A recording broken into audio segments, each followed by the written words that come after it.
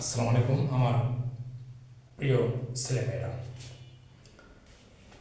আজকে দুটো জিনিস শেখাবো আমরা, এটার উপর প্রশ্ন হয় ইউনিভার্সিটির কোর্সে দেখা যায়। সেটা হচ্ছে ফ্যাক্টেটিভ ভার্ব, ফ্যাক্টেটিভ অবজেক্ট এই একটা, আর কগনেট ভার্ব, কগনেট অবজেক্ট এই আর একটা। তার প্রথমে আমি কগনেট ভার্ব, কগনেট অবজেক্ট এটা একটু দেখাচ্ছি তোমাদের। সেন্টেন্সটা দেখো, we made him captain.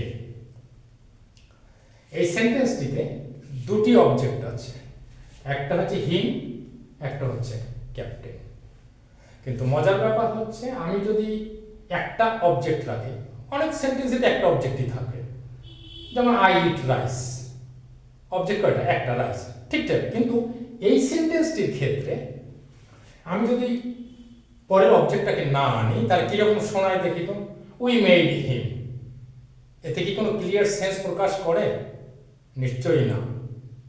We made him, কি বানাচ্ছি তাকে? ক্যাপ্টেন বানিয়েছিলাম। ও কি বানাচ্ছিলাম তাকে? চেয়ারম্যান বানিয়েছিলাম। তার মানে হচ্ছে এই সেন্টেন্সটিতে একটি অবজেক্ট থাকা সত্ত্বেও সে অর্থটাকে ক্লিয়ার করতে পারছে না, তার জন্য আরেকটি বাড়তি অবজেক্ট আনতে হয়। এই বাড়তি অবজেক্টটাকে বলা হয় ফ্যাক্টেটিভ অবজেক্ট। আলটিমেটলি তাহলে এই এই ফ্যাক্টেটিভ অবজেক্ট ওয়ালা সেন্টেন্সটির মধ্যে যে ভার্বটি ব্যবহৃত হচ্ছে মেড, ওর নাম অটোমেটিক হবে ফ্যাক্টেটিভ ভার্ব। তাহলে প্রশ্ন কিভাবে হতে পারে পরীক্ষায়? এই সেন্টেন্সটা দিয়ে হয়তো মেডের নিচে দাগ দিল, বলবে এটা কোন ধরনের ভার্ব? ফ্যাক্টেটিভ ভার্ব ভরাট করতে হবে।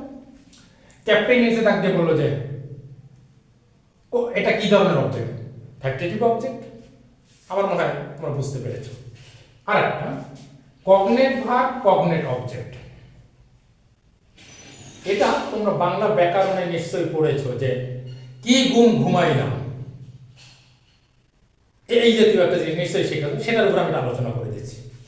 যেমন দে, তাহলে কগনেট ভার্ব, কগনেট অবজেক্ট। উদাহরণ দেখো তোমরা, দে ফট এ গুড ফাইট, তারা একটা খুব ভালো যুদ্ধ করেছিল।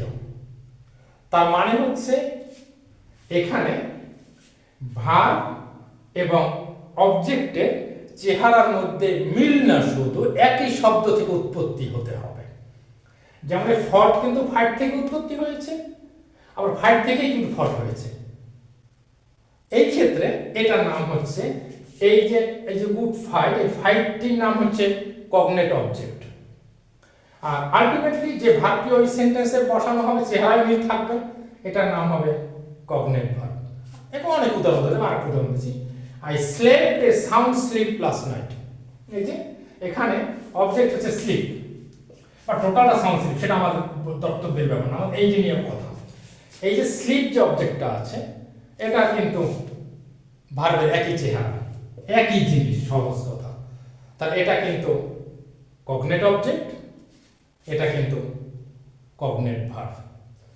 তাহলে আমার মনে হয় তোমাদের বুঝতে অসুবিধা হওয়ার কথা না। এগুলো খুব খেয়াল রাখতে হবে। সবাইকে অনেক ধন্যবাদ।